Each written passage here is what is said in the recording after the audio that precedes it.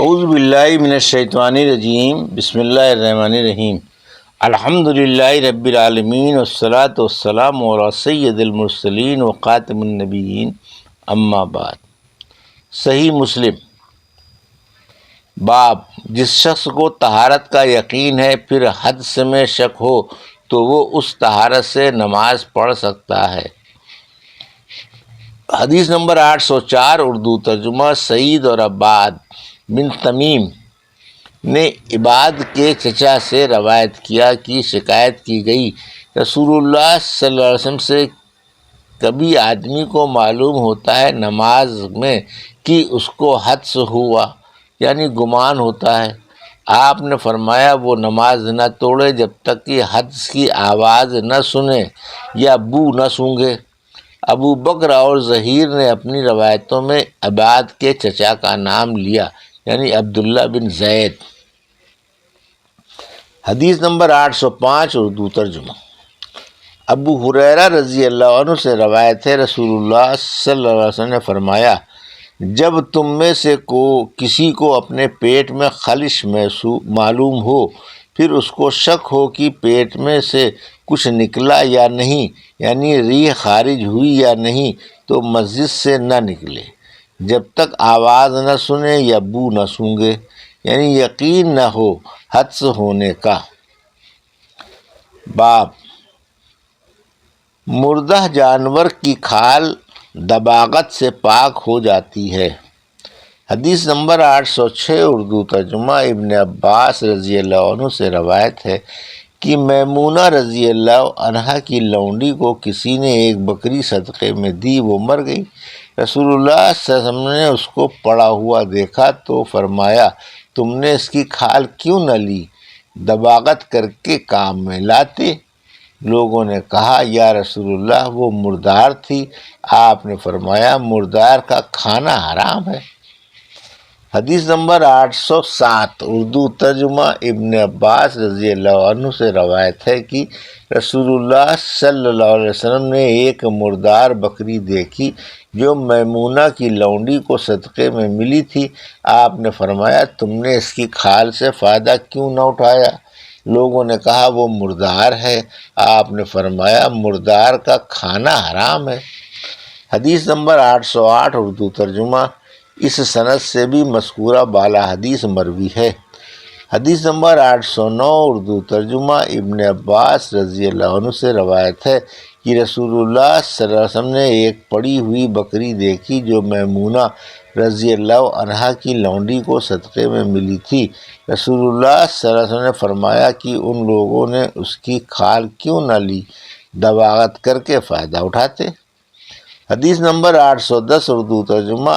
ابن عباس رضی اللہ عنہ سے روایت ہے کہ میمونہ رضی اللہ عنہا نے ان سے بیان کیا، رسول اللہ صلی اللہ علیہ وسلم کی ایک بیوی رسول رضی اللہ عنہ کے گھر میں ایک جانور پلا تھا، وہ مر گیا تو آپ نے فرمایا، تم نے اس کی کھال کیوں نہ لی؟ اس کو کام میں لاتے۔ حدیث نمبر 811، اردو ترجمہ۔ ابن عباس رضی اللہ عنہ سے روایت ہے، رسول اللہ صلی اللہ علیہ وسلم نے میمونہ کی لونڈی کی بکری کو دیکھا، وہ مری پڑی تھی۔ آپ ادھر سے نکلے تو فرمایا، تم نے اس کی کھال سے فائدہ کیوں نہ اٹھایا؟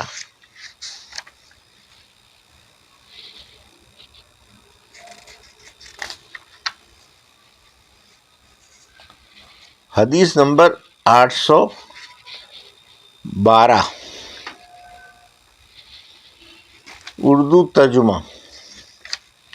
عبداللہ بن عباس رضی اللہ عنہ سے روایت ہے، میں نے رسول اللہ صلی اللہ علیہ وسلم سے سنا، آپ فرماتے تھے، جب کھال پر دباغت ہو گئی تو وہ پاک ہے۔ حدیث نمبر 813، اردو ترجمہ۔ مذکورہ بالا حدیث اس سند سے بھی مروی ہے۔ حدیث نمبر 814، اردو ترجمہ۔ ابو الخیر سے روایت ہے، میں نے ابن والا کو ایک پوستین پہنے دیکھا، میں نے اس کو چھوا، انہوں نے کہا، کیوں چھوتے ہو؟ کیا اس کو نجس جانتے ہو؟ میں نے عبداللہ سے کہا کہ ہم مغرب کے ملک میں رہتے ہیں، وہاں بربر کے کافر اور آتش پرست بہت ہیں، وہ بکری لاتے ہیں ذبح کر کے، ہم تو ان کا ذبح کیا ہوا جانور نہیں کھاتے، اور مشقیں لاتے ہیں ان کے میں چربی ڈال کر۔ ابن عباس رضی اللہ عنہ نے کہا، ہم نے رسول اللہ صلی اللہ علیہ وسلم سے اس کو پوچھا، آپ نے فرمایا دباغت سے پاک ہو جاتی ہے، یعنی چمڑے پر جب دباغت ہو گئی تو وہ پاک ہے، اگرچہ کافر نے دباغت کی ہو۔ حدیث نمبر 815 اردو ترجمہ۔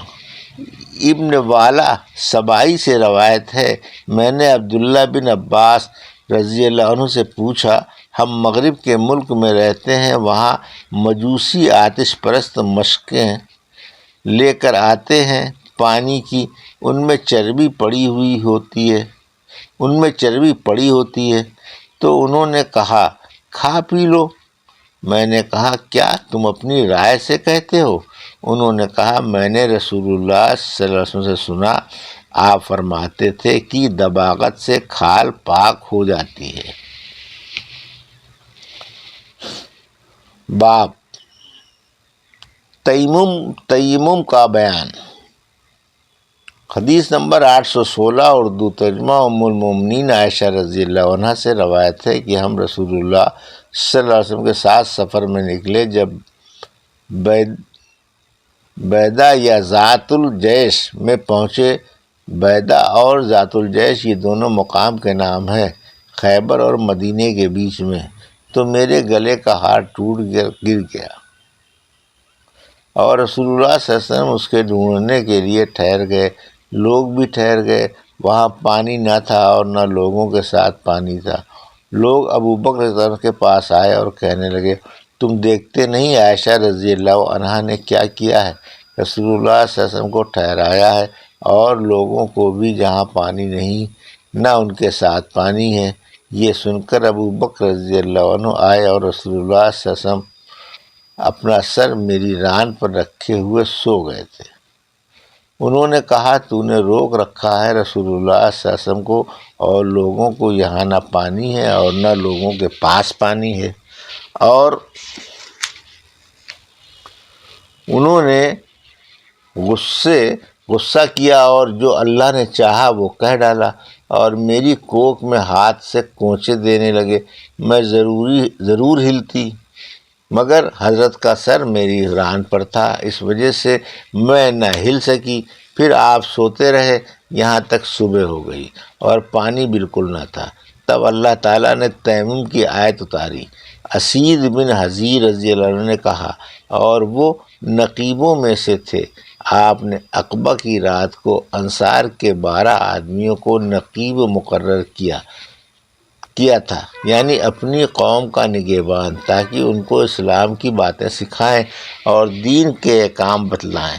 اے ابو بکر کی اولاد، یہ کچھ پہلی برکت نہیں ہے تمہاری، یعنی تمہاری وجہ سے اللہ تعالیٰ نے ہمیشہ مسلمانوں کو فائدہ دیا ہے، یہ بھی ایک نعمت تمہارے سبب سے ملی ہے۔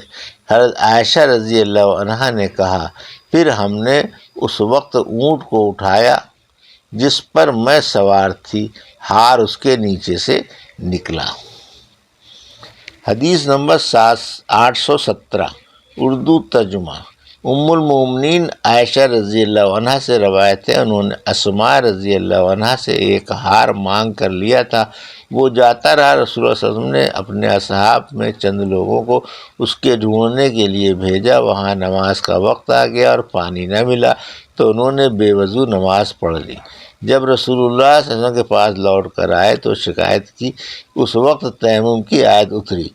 اسید بن حضیر نے حضرت عائشہ رضی اللہ عنہا سے کہا کہ خدا تم کو اچھا بدلہ دے، خدا کی قسم جب کوئی آفت تم پر آئی اللہ تعالیٰ نے اس کو ٹال دیا اور مسلمانوں کو فائدہ کیا۔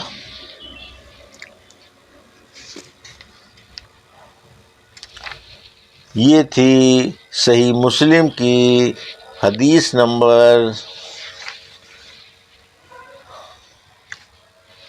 804 سے حدیث نمبر 817 کا اردو ترجمہ جو ابھی آپ نے سماعت فرمایا۔ اللہ سے دعا ہے کہ اللہ میں حدیثوں کی صحیح سمجھ عطا فرما اور ان پر عمل کرنے کی توفیق عطا فرما۔ آمین یا رب العالمین۔